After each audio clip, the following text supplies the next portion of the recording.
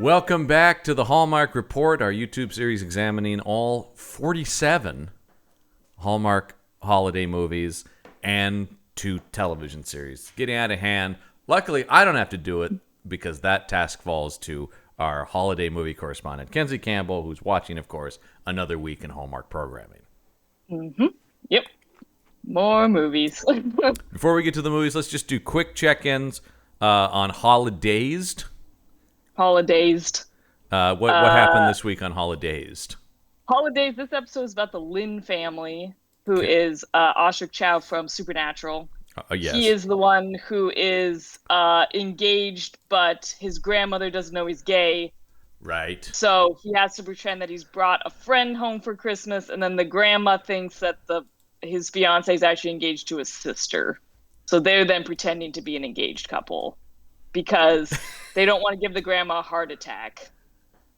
And Gotcha. They're also all afraid of her. I do love I've seen many a thing where it's like, if grandma finds out, it'll kill. I mean, that's actually one of your favorite movies, While You Were Sleeping. That's part of the plot. Is like a potential thing at stake is the death of the grandmother. It isn't. I do love While You Were Sleeping, and that's a part of it. Is they're like, let's not tell grandma because her heart's weak. Yeah. Yeah. So they're pretending to be an engaged couple, but she, at the end, of course, oh no, she sees them kissing, and that's our what will happen? Is that our cliffhanger? Yeah. So all of these episodes are building to a blackout in the neighborhood. So each episode ends with the blackout and then some sort of cliffhanger. Gotcha. Okay. Yeah. Well, that's interesting that there's a cliffhanger in there because, of course, our other Hallmark show is an actual mystery show. Is it the Mistletoe Murders? Is that what it is? Mistletoe Murders. Ooh. So this was Peril of the Bells Part 2. So right. Yeah, so we're solving these cases in 2 episodes. So we're solving the death of the singing snowbell and also the death of her husband. So they're sort of focused on figuring out who killed the 2 of them. And then there's also a plot about there's a sabotage at the Christmas tree lighting, and she has to save this one from also being killed. And I'm assuming that she did?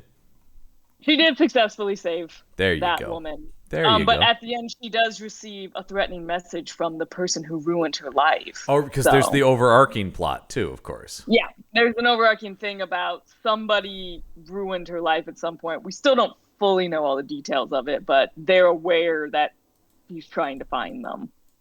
Okay, well, we'll check back in with how that's going. But in the meantime, how many did you watch this week?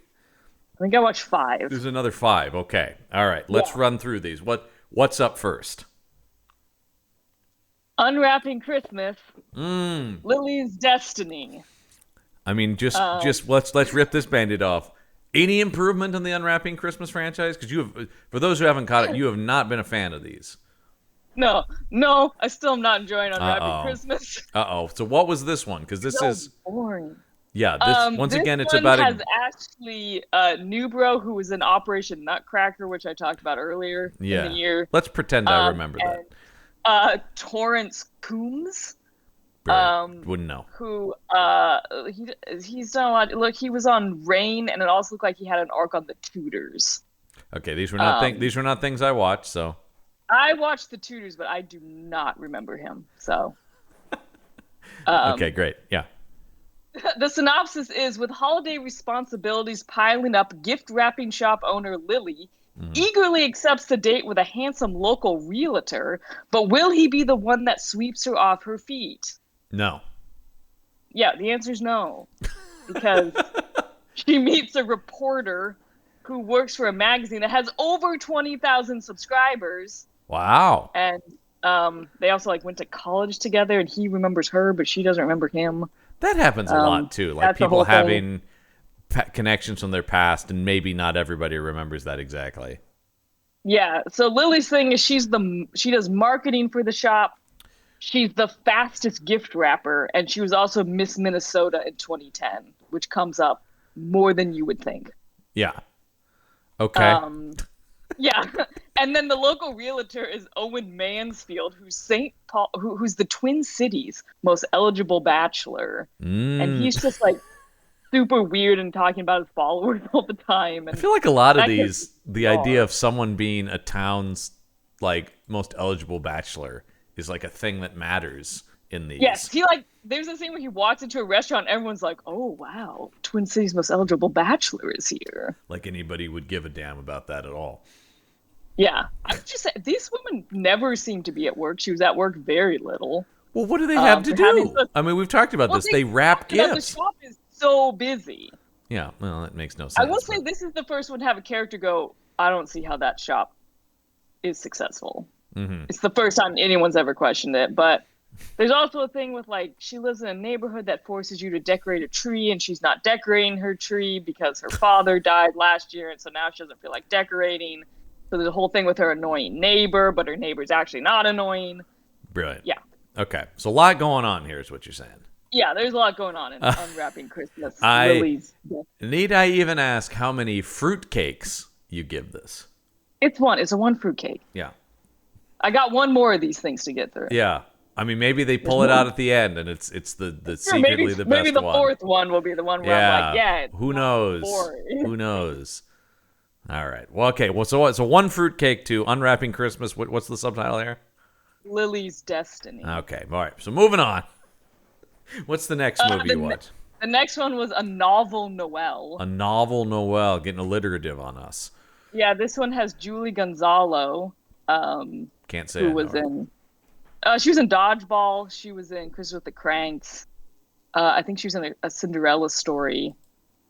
Wait. She was the cheerleader in Dodgeball. I know. Yes. Yes. Yeah. And she's the daughter in Christmas with the Cranks, right? And she's the daughter in Christmas. Okay. Yeah. Now that you say that, I do remember that. Okay. Yeah. So she's been in some like big movies. She now does Hallmark movies all the time. Sure. So she's a recognizable face, and then Brendan Penny, who is a regular Hallmark leading man. Okay. And this one is a successful New York book editor is chosen to run a bookstore in the small town of St. Ives for the month of December. Whoa. Is chosen? What does that mean? So every year this bookstore chooses someone to run it for the holidays. Why? Oh, it's a fun thing to do. Sounds like a huge burden. So every year, for the month of December, someone comes and like lives in the apartment and helps run the bookstore. Did she put her name in for this? Was it like a lottery drawing? How did this happen? She applied and was chosen. Okay, so it's like she wanted to do this then, right? Yes. Okay. She wanted to do this. This is another main character who's had a rough year and lost their spark. I've lost count of how many of those we've had. I mean, that's got to be like 75% of these movies are some version of that. And of course, she doesn't tell the people in the town she's a book editor because she's like, well, they'll ask me too many questions and like pitch ideas to me, so I'm not telling them I'm a book editor. I'm tired of these amateur novelists always on my ass about publishing their books. Yeah. But of course, when she finds out he's an aspiring author, she's like, oh, wait a minute, I'm a book publisher. I'm a book editor. Yeah. So she's also very annoyed with him because he has a wine cafe in his bookstore. And she's like, you should just be focused on books. You shouldn't have this wine in here. Not a lot of business sense on her because, I think any bookstore will tell you now that anything in addition to books is good for business. I thought it was a good idea because they show people like having wine and also buying books. Like, there's a shout out. This idea from him. Shout out to here in Portland, Oregon. There's a place called the Rose City Book Pub that is a bookstore / bar. Yeah, it's a smart idea. No, it makes sense. People come in for food and drink and then browse the books. Yeah. But she's like, no, the books. And I'm like, man, I like books quite a bit. And the way she talks about books, I find annoying. Well, the idea that there's some sort of like, no, you should not sully their importance by having other things. Does she also hate Barnes & Noble or whatever, having a Starbucks in there, a place that serves coffee? Probably. That's so common. There are so many. Coffee and books go together forever. It didn't seem that weird to me, but it was to her. The other big thing that she's doing is she's doing this Christmas bingo thing that she did with her best friend. And I think it's supposed to be a twist that her friend has died, but like it's fairly obvious from the start that her friend has died. And so she's doing this Christmas bingo thing where she has to like eat a dozen Christmas cookies in one sitting in public. She dresses like I an could do elf that. all day. I wouldn't have any trouble with the dozen Christmas cookies. You were just easy peasy. Yeah, that's not a challenge at Yeah. all. She dresses like an elf one day, but she can't tell anyone why she's dressed as an elf. So she's doing this little Christmas bingo thing throughout the movie. So there's a thing to track. And then she's helping him write a novel. And I will say, I think he publishes a novel way easier than probably anyone's ever done. Yeah, it's hard to make books. Yeah. And he gets one published like immediately. Yeah. Okay. So how many fruitcakes does a novel Noel get? I give it 3. It's perfectly fine. Like This is middle of the road. charming. Yeah, this is middle of the road. They're good actors. It's a perfectly fine plot. Okay. All right. Another just sort of a lot of these are it seems like this year's either they're bad or they're just kind of towing the line. Yeah. Yeah. All right. Well, so what next venture do we have for? The next one is called Christmas on Call. Christmas on Call. Which has Sarah Canning, who has been doing Hallmark. People also might know her from The Vampire Diaries. And not me, but some people might. Sir Darius Blaine, who is also on Holidays. Oh. He's in a couple things this holiday season. Hallmark has their people, you know? There's a cameo by Donna Kelsey, which I don't know. Some people might be excited by. I don't know who that is. She's the mom of those football players. Oh. Thank you for speaking about football in a way I understand. She's the mom of, those football players. The Kelseys, those brothers. Travis and Jason, I believe, are their names. I could come up with Travis. I couldn't come up with the other one. Jason Kelsey is the other one. She's their mom, and she has a cameo in this. Why? I don't know. Because it takes place in Philadelphia, and I think Jason played in Philadelphia. Yeah, because what surprises me about that is I know there is one of these that ties in with the Kansas City Chiefs, so that's where I would have expected her to have a cameo. I don't know if she also has a cameo in that one, but she was definitely in this one. Turns out if you look hard enough, she's in all of them. Yeah. This one is ER Dr. Hannah Michaels and EMT Wes Sullivan work on balancing their relationship and demanding jobs ahead of the holidays in Philadelphia. Okay. This movie is about first responders at the holiday season. Great. This is another movie about a woman who's working too much at the holidays and forgetting dates because she's too busy in her job as an ER doctor. I love the idea of she's just working too hard, saving lives. Yeah. What a nightmare. You need to take a break. What a nightmare. Come on, lady. I will say, this movie has a lot of hospital scenes. Mm-hmm. It has a scene where there's a burning building and he has to run into it. And yet somehow nothing is intense. Yeah, well, somehow Hallmark takes situations that in any other thing you'd be like, oh my God. Yeah. And makes them go whatever, I know everyone will survive. This is not an episode of 911, No, or ER, where you're like, whoa. Yeah. Noah Wiley's not running around in this. Yeah, no point do you feel any tension or any fear that someone won't be okay. You're like, they're going to be okay. It's Hallmark. Yeah, I feel like death is not really on the table in any of these. No, it's interesting to set one in this world. Yeah. Because I haven't seen them really do that before. Sometimes there's a doctor, but it's kind of off to the side. This one really is focused on we're at the hospital. Right. And things like that. And we always talk about these being sort of inherently low stakes, and you would think this one might change that, but no. But no, because they're not really going to do it. Right, okay. Yeah. So then how many fruitcakes do you give it then? Obviously, not many on the intensity scale. Not many on the intensity scale, on the Hallmark scale. I mean, it's a 3. It's fine. Another perfectly fine. 3. Yeah. We're still waiting for one that blows you. Although, I mean, I think, was it Santa Tell Me, I think, is as well as these have done, right? Yeah, that's been my top one. Okay. So, all right. So what's next? What else you got? The next one is Three Wiser Men and a Boy. This is a sequel, right? This is a sequel to the most watched Hallmark Christmas movie, Three Wise Men and a Baby. What do you think was the key to that? Because even I've heard of that one. What is it about that one that everybody loves so much? I think it's actually funny. I think the Okay. humor actually works in it. Which is rare. It messes with the formula. It's way more about like the family and the brothers, and there's romance, but it's kind of off to the side. And Interesting. so I think that's why people were drawn to it. I see. Is it just was them doing something a little bit different. These Okay. are three of like the top Hallmark guys These are the all as stars. well. I would say these are like the all stars. Okay. So I think that was also a big appeal Gotcha. for these. Okay. So 'Cause this has it's obviously a play on Three Men and a Baby, right? yes. Okay. So this has Paul Campbell, Tyler Hines, Andrew Walker, and Margaret Collin is their mom. Gotcha. And the story begins 5 years later with the Brenner brothers preparing for another memorable Christmas. In a crazy turn of events, possibly brought on accidentally by the brothers themselves, the director of Luke's son Thomas's school holiday musical steps down. Luke is desperate to make his son's stage dreams come true, so he enlists the help of his brothers, Taylor and Stephen. Meanwhile, the trio navigate meeting their mom, Barbara's new boyfriend. Okay.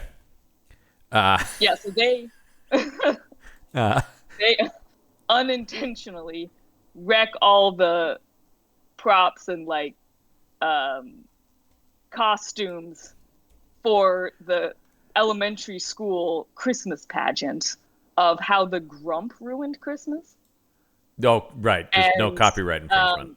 Yeah, and so then the music teacher's like, I give up, I quit. This is the worst job. And Okay. they're like, oh, crud, we have to now put on this play. Well, I think the big question for you here is, did this clear the hurdle of there was a sequel, Three Men and a Baby, and it's famously pretty bad? I'll say this is much better than Three Men and a Little Lady. What? Yeah. That wasn't that challenging. Yeah. I mean, all the people are there and around each other. Yeah. In a Little Lady, people were kind of coming and going. Yeah, there was a lot of like, well, Danson's available here, Selleck's available there. Yeah. Gutenberg's always Yeah. available. Yeah, so they're putting on. Also, the principal of the elementary school was the principal when they were in elementary school. I think they said he's been principal of the school for 52 years. Whoa, Which that's I think crazy. is unheard of. Yeah, that's a long time to hold down any job, right? Like, I mean, so my he's God. like, you three were trouble when you went here, and now you have to put on this play. That's very Back to the Future, right? The idea that the principal when Marty's dad was there is the same principal when he's there. Yeah, it's very much a movie thing. And then they're also dealing with the mom is dating the vice president from the night agent, and they're not that into him because he's like too good at everything. I'm just glad that somebody from something I watch is in one of these. I'm like, oh, Yeah, someone from the night I agent. know this guy. And then I was like, oh, she's on the night agent. Yeah, that's great. Okay. Yeah. Well, he's And good. so there's a little bit of romance in this. One of them has a romantic thing with the piano player for the pageant. Gotcha. One of them is married, and the other one is like struggling in his relationship with his long-term girlfriend. So there's a little bit of romance, but it's kind of on the side. Okay. Gotcha. It's more about that's family That's dynamic. and they said that's sort of that was the key to the first one. So I think so, because the three of them are very charming. They have a lot of chemistry together, so I think that is really what drew people in. Is like, oh, we really like those three. gotcha. Okay, so what are you giving this then? Well, how many fruitcakes does it get? I'm going to the tippity top. You going 5? I'm going 5 out of 5. Wow. These movies are legit enjoyable. I had kind of given up on the idea that we would see a 5 on this show. These movies They're are really doing something it. special. Like, go watch them. I won't, but I'm glad you enjoy them. Good. I'll just watch Three Men and a Baby. I'm okay with that. Or you could watch Three Men and a Baby. Yeah. But I will not watch Three Men and a Little Lady. I'm sorry. Don't didn't watch work. Three Men and a Little Lady. It just which didn't I go. made that mistake a couple of years ago and was like, oh, it's as bad as everyone said it was. Yeah. And I know Gutenberg's trying to get Three Men and a Bride off the ground for years, but No. you know what? Weren't they going to remake Three Men and a Baby? Yeah, it was Zac Efron? Efron. Yeah, yeah. I don't know if there's still any plans to do that, but that was something that was like that's another one of those though where, and I don't mean to get on these one of these, but it's like maybe just do a new thing where Zac Efron has to take care of a kid. It doesn't have to actually be Three Men and a Baby. That's not how their brains work. No, that's not how movies work anymore. All right, so was that 4? That was 4. All right, so what's our last one? Are we finishing strong? Was To Have and To Holiday. We're not finishing strong. To Have and To Holiday? To Have and To Holiday. Man, some of these are just like first drafts and they run with them. Oh, yeah. This one has Madeline Arthur, who was, again, a person I'm like, she looks familiar. She's the friend in the To All the Boys I Love movies on Netflix. Oh, yeah, you're a fan of those. I know that. I haven't seen any of those. So I was like, she's the friend in those. I think I get arrested, actually, if I watch those. I think it's actually a crime for a single man in his 30s with no children to be watching To All the Boys I Love before. But yeah, you can watch that spy show he does on Netflix. That's probably more. Oh, yeah. No, I know that guy from other stuff, whether it be superhero or spy stuff. Yeah, it's just not that. No. Not that guy's good. Not the young adult. It's a different thing. Yeah. No, yeah. Yeah. So there's Madeline Arthur. It has Robert Bazzoki. I don't know. They got Bazzoki? I did not know him. I don't know who that is. And then Eric Close. Now Eric Close, I know. Eric Close, he was on Without a Trace. Yep. And a bunch of other stuff too, but yeah. He's her dad in this. Yeah, that makes sense. So this one is when Celeste gets engaged to Jason after just a few months of dating, her father and the couple's would-be officiant, Pastor Mark, insists on putting them through a pre-wedding boot camp filled with Christmas-themed challenges. Oh. Mm-hmm. Yeah. I mean, just the way Christmas is handled in these movies is always just like it's not at all how I think people like the idea of like I'm going to create Christmas challenges. Nobody's doing that. Yeah. So this is his thing, is that when he it's a bad thing. I'll say that it's a bad thing to have. Has a marriage boot camp for the people he marries, and if they fail, he won't marry them. Oh my God, this man's insane. Yeah, so this is his thing. So they have to go through this because they've only been dating 3 months. And well, wait a minute, that's trouble already. Yeah, he proposes out of nowhere because the father's like, yeah, the church is gonna have to be remodeled because it's an old building. And she's like, damn, I always wanted to get married in the church with the way it looks now. And so he's like, shoot, I'll just propose now and we'll get married in 3 weeks. Okay. So just out of nowhere. I always have to remind myself these just take place in a total fantasy world. Oh, yeah, this one is a fantasy world for sure. Yeah. And then, of course, she's been living in New York and it hasn't been going well. So the father's like, well, maybe she'll just come back here and never leave. And so he doesn't like the fiance and is trying to like undermine him and wreck the wedding. Okay. And that leads to arguments with his wife, who's also the town mayor. Right. Okay. Of course. Yeah. Yeah, and then he's also the fiance keeps insulting the town. He beats the mailman in darts, and so then no one's getting their mail. He insults the town's favorite hot chocolate, so then kids are throwing snowballs at him. By the way, that mailman sounds like a scumbag. And they're like, you beat him in darts? We all know you don't beat him in darts. You don't do that. That'll cost us our mail. Falls apart if he loses darts. It's like yeah. That's the difference between us getting mail or not. Yeah. So yeah, the town is turning against him because he keeps making mistakes. Brilliant. Yeah. I will say this movie is like Seventh Heaven religious. Like it's there. It's set in and around religion, but it's not. Yeah, it's around religion, but it's not like incredibly religious. Okay. Gotcha. Yeah. Okay. Yeah. How many fruitcakes does it get then? I'm giving it a 2. Uh-oh. Honestly, it's not boring, so I'm not gonna give it a 1. Mm-hmm. But just go watch Father of the Bride. This movie just wants to be Father of the Bride. Yeah. There's yeah. multiple scenes similar to Father of the Bride where he's seen her, but he's seen her as a little girl. Oh, wow. That's 1-to-1. Yeah.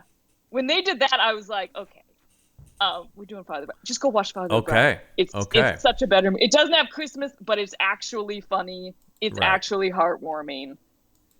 Okay. Just go watch Father of the Bride. Yeah, it's what's tricky when you're trying to invoke other better, like, beloved movies. Yeah, this one I was just like, oh, I see what we're doing here, but like, Father of the Bride is a classic. I see you, Hallmark. This is bad. Yeah, and actually, there are, here, as you're aware, the Steve Martin Father of the Bride you're talking about is already a remake, so there's actually 2 better versions of this story. There's 2, so as I said, they don't have Christmas, but does it matter? A very similar plot, and it's better. And you get either Steve Martin or Spencer Tracy. You're doing pretty well there.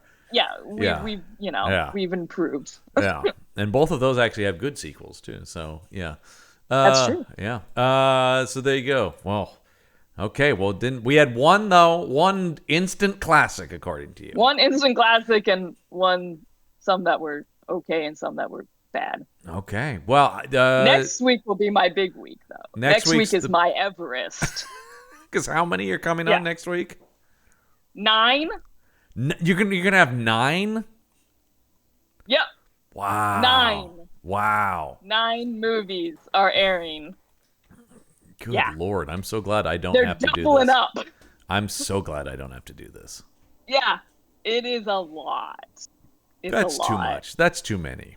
It's got to be the most they've ever aired in a single week. 9. Wow. It has to be. It's 9. It's wow, 9. Wow. It's a lot. Okay. It's so many. Don't miss that. That's going to be our big episode for the year. Yeah.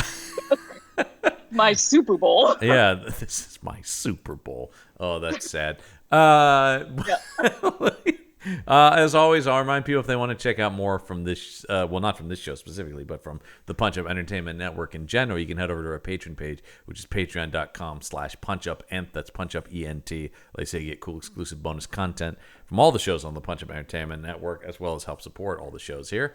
And of course, you're watching this on YouTube, so make sure you like, comment, subscribe below, ring that bell for notifications. I think that will do it. Thank you, Kinsey, as always, for that report, and we'll see you next week.